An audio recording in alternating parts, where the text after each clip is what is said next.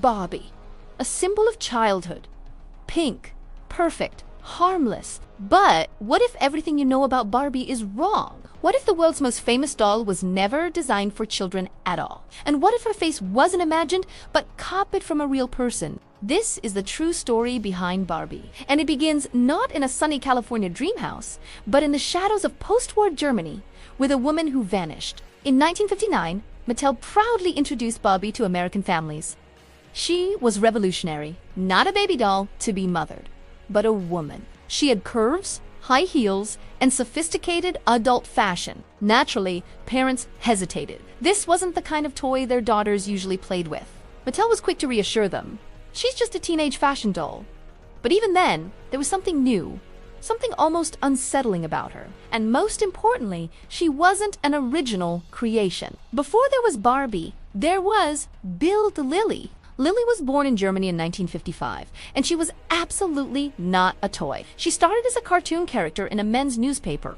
The Bild Lilli was sexy, sarcastic, and unapologetically adult. The doll version that followed was sold in tobacco shops and bars, given as a gag gift to men. She was never found in toy stores. She was never intended for children.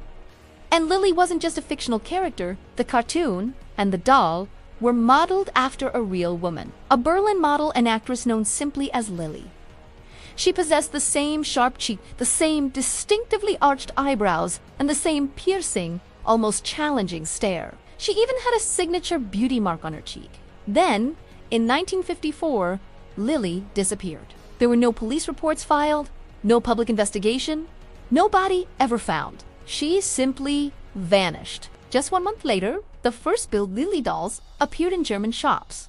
They were identical to her. Fast forward to the late 1950s, Mattel co-founder Ruth Handler was on a trip to Europe when she encountered the Bild Lilli doll. Intrigued, she bought several of them and brought them back to America. The official Mattel story is that Barbie was inspired by Lilli, but inspiration doesn't quite explain what happened next. Barbie had the same smile, the same stare, the same impossible proportions. For a time, early models even had the same beauty mark before it was quietly removed.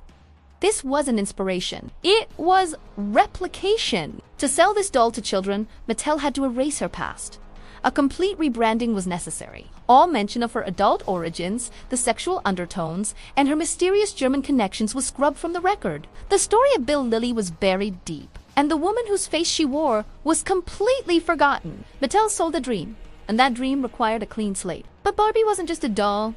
She was a template, a psychological blueprint. In later years, psychologists and critics would point out the troubling aspects of her design, the unrealistic body proportions that set an impossible standard for young girls, the emotional detachment conveyed by her fixed smile and lifeless, unblinking eyes. Barbie didn't comfort children like a teddy bear might.